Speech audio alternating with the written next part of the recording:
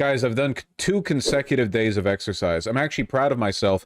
I did a chest day, very light chest day, no sternum pain after. I did a back day, no back pain after. I actually did, and this is an exercise that is phenomenal for the kind of injury that I have from deadlifting, but it's an exercise that I've been very anxious to do because the exercises that you can do to alleviate the risk of an injury are the same exercises that you can do to get the fucking injury, right? And I did some good mornings with a very light weight, but I did some good mornings, and I'm very, very happy about that because that's a scary ass exercise for the kind of lower back pain that I've had. But I did good. I did good. It was just like 30 pounds, you know. Good mornings. It's like it's like doing a squat, except instead of trying to go all the way down on the legs, you try to bend forward as much as you can. Yeah, I'm still seeing how it goes, Thana, because I gotta, like, if I outpace my injury just a teeny tiny bit once, like, I get sent all the way back. But for now, you know, I'm gonna try to be careful. Only doing it 30 pounds, that was a lot of restraint for me, okay? Yeah, a good morning is like this, you know? You've got the weight, right? You've got the weight, and then you do like that, you know? It's 'cause you're saying, like, hello, world. You're saying howdy. You're rising like the sun.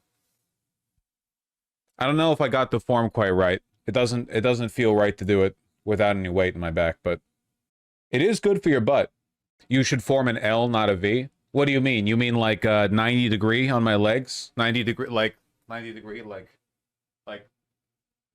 so? No, like what are you talking? Like this? What are we? What's an L?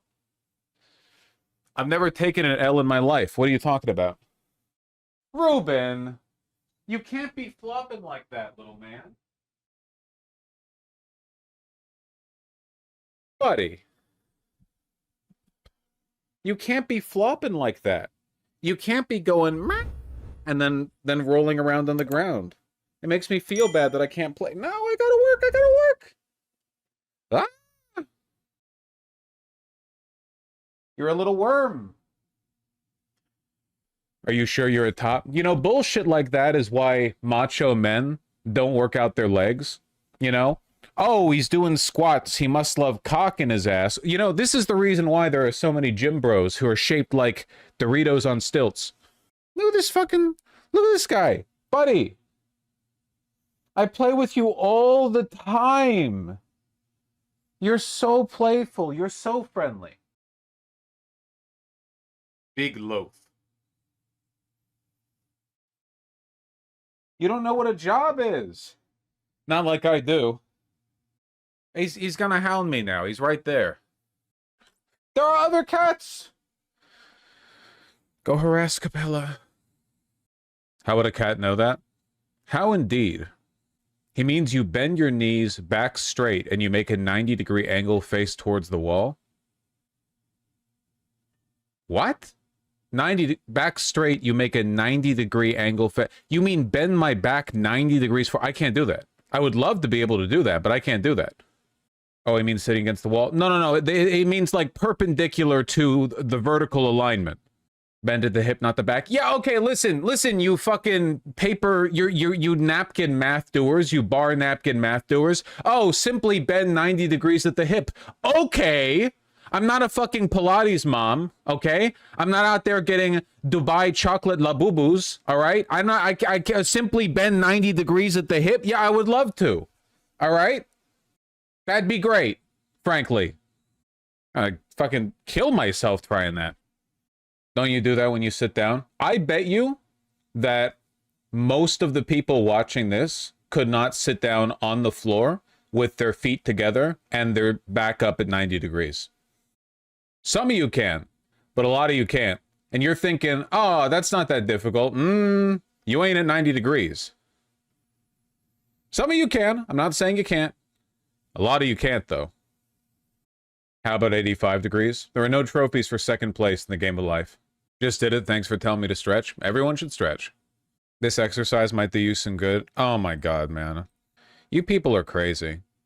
You know, dieting and exercise both have the same issue culturally, which is that people are always trying to find the, like, trick to get around everything. Like, they're always trying to find, like, the way around doing the work. And the truth is, for dieting, for the most part, it's just learning to eat healthy and getting like fun, sustainable meals, you know, that feel good and satisfying and filling.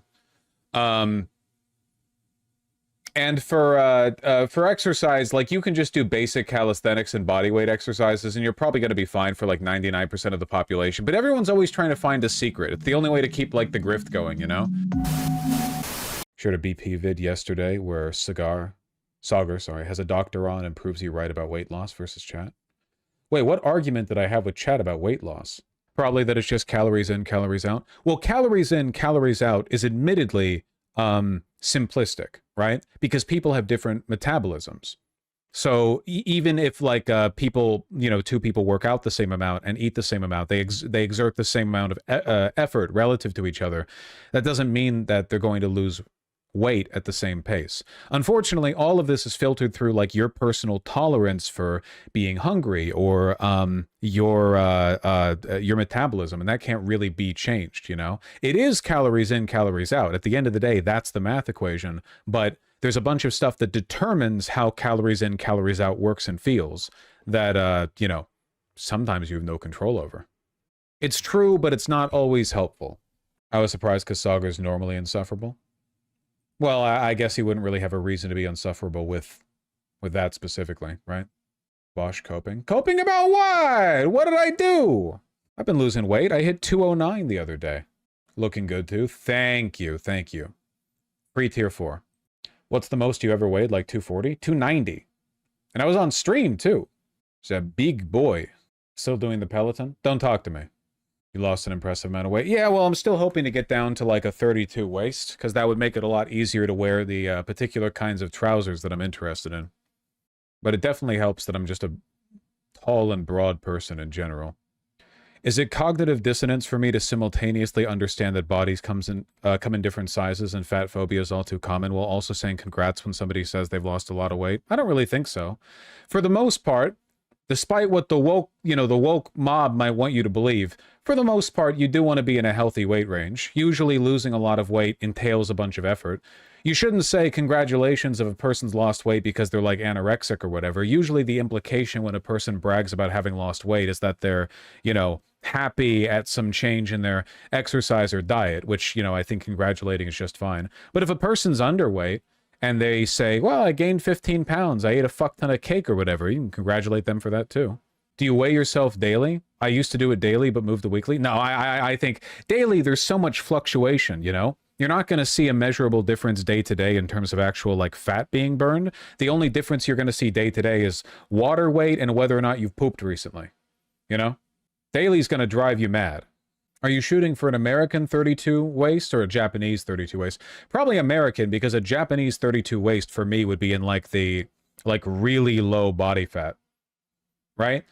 Because I'm generally tall and wide. 32 waist for me would be I mean that would be like quite low, like I'd have visible abs, which is I don't think especially realistic. Are their inches smaller? Their clothing doesn't tend to have vanity sizer. Excuse me. Got hiccups.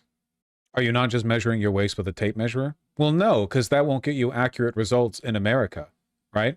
I wear 36 pants, but my waist is not 36 inches. It's 38, maybe 39, you know?